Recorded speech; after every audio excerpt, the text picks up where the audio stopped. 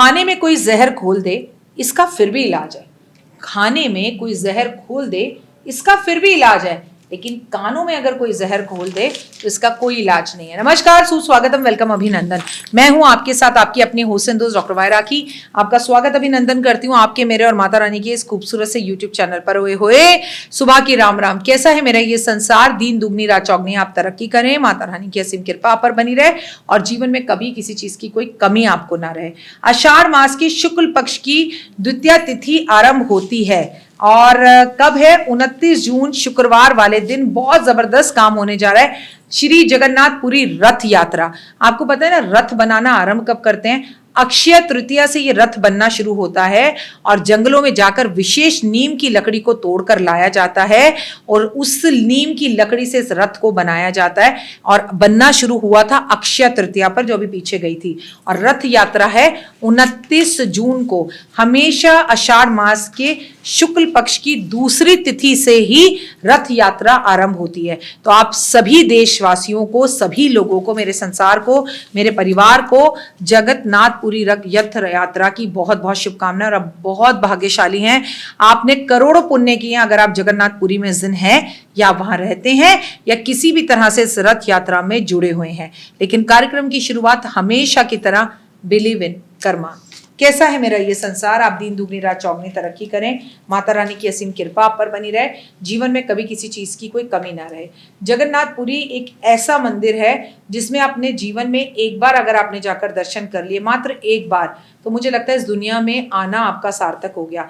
Comment कर मुझे बताइए कि कौन कौन जगन्नाथपुरी जाकर भगवान के दर्शन कर आया है, जहां पर अपने भाई और बहन के साथ भगवान बैठे हैं और उस मंदिर में इतने चमत्कार हैं कि वहां ध्वज रोज बदलता है।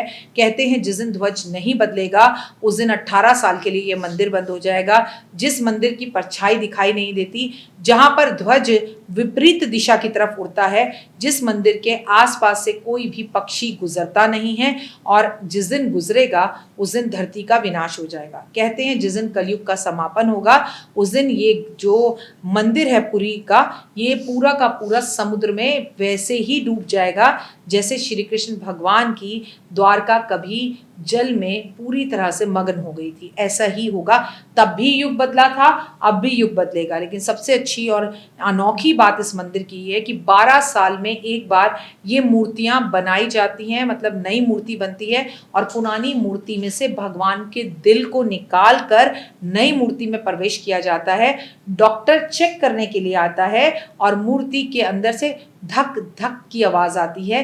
ये सब बातें उन लोगों के लिए जो लोग भगवान को नहीं मानते। क्या आपको मालूम है, जब जगन्नाथपुरी के अंदर भगवान का हृदय निकाल कर पुरानी मूर्ति में से नई मूर्ति में रखा जाता है तो पूरे जगन्नाथपुरी के अंदर अंधेरा किया जाता है, ब्लैकआउट, लाइट किसी भी घर में नहीं जलती। तब ये विचित्र भगवान का हृदय जो आज भी जीवित है, श्री कृष्ण भगवान का हृदय, 12 साल में एक दिन, ये 12 साल में एक बार ये मूर्ति बदलती है। और पंडित के मन में सपने में भगवान आकर बताते हैं कि कौन से पेड़ की, कौन से जंगल से जाकर लकड़ी काटनी है और फिर इसकी मूर्ति बनानी है। अब बोलिए, अब भी कहेंगे कि भगवान नहीं है? आइए जगन्नाथपुरी रथ यात्रा के बारे में आपको बताते हैं। Just believe in Karma.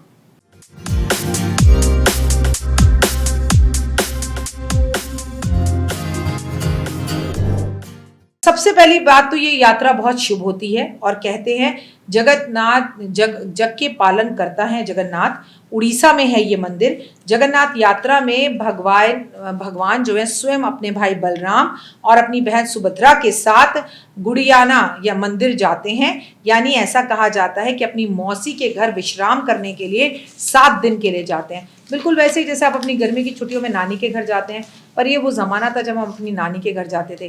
क्या अब भी आप अपनी नानी के घर जाते हैं? चलिए नानी के घर ना जाएं, मौसी के घर तो जरूर जाएं। 7 दिन बाद भगवान लौट कर मंदिर आते हैं।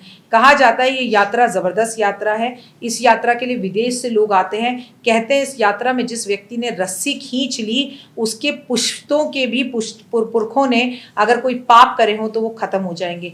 लोगों में एक होड़ होती है इस रस्सी को खींचने के लिए।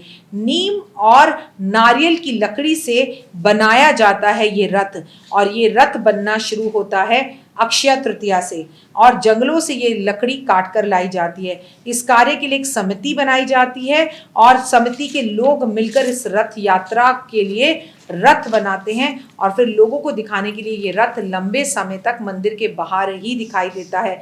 इसके बाहर इतनी सिक्योरिटी होती है कि आप इस रथ को चाहकर भी छू नहीं पाते। 27 जून शुक्रवार वाले दिन जगन्नाथपुरी की रथ यात्रा है। आखिर हम क्या कर सकते हैं? देखिए, आप और हम तो घर पर होंगे, लेकिन अगर हम पुरी नहीं भी जा पा रहे तो हम भगवान के दर्शन टीवी पर जरूर करें, टेक्नोलॉजी का पूरा फायदा उठाएं और सबसे बड़ी बात, अपने घर में ही भगवान विष्णु को छोटे से रथ लकड़ी का बनवाकर उसमें भगवान को बिठाकर अपने लड्डू गोपाल को बनाकर मंदिर के अंदर ही, थोड़ी सी अपने घर के मंदिर में ही भगवान को यात्रा करवाएं। तो एक छोटा सा नीम का आप जो है एक कारपेंटर से रथ बनवा लें। चाहे अगर आप अमीर हैं तो चांदी का रथ बनवा लें, और अपने भगवान के सामने रथ ना भी बनवा पाएं तो इस दिन गाय के घी का दिया जरूर जलाएं, पुष्पों की माला अर्पण करें, पीले पीली मिठाई, पीले पीले आम, ककड़ी, खरबूजा, ये सब चीजें दान करें और भगवान को भोग भी लगाएं। आप सभी को इस जगन्नाथपुरी जगत के जो भगवान पालन करता श्री कृष्ण भगवान के इस रथ यात्रा की बहुत बहुत शुभकामनाएं। मौका मिले तो पूरी होकर जरूर आएं। जय माता दी।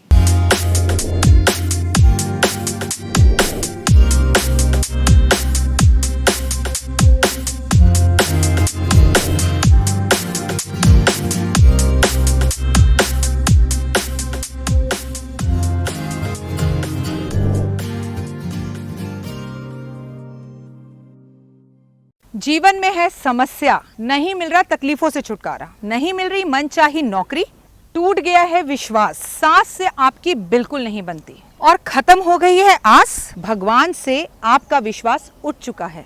टैरो के 78 कार्ड खोलेंगे भविष्य का राज, सरकारी नौकरी से हैं आप कोसों दूर, कुंडली जगाएगी कुंडली जागरण, कुंडली बताएगी आपका भविष्य। ऊपर से ये जादुई हवाएं, ऊपरी हवाएं, जादू टोना तंत्र विद्याएं, पति पत्नी और वो, करना होगा खुद पर विश्वास। दीजिए मुझे भी एक मौका, अपनी कुंडली दिखाइए, टैरो कराइए, लेकिन अपनी जिंदगी को जल्द बदलवाइए। मैं हूं डॉक्टर वाई राखी, आप मुझसे बात कीजिए, फ़ोन कीजिए, अपॉइंटमेंट लीजिए, आपकी ज़िंदगी के अंदर आएगा ज़बरदस्त बदलाव।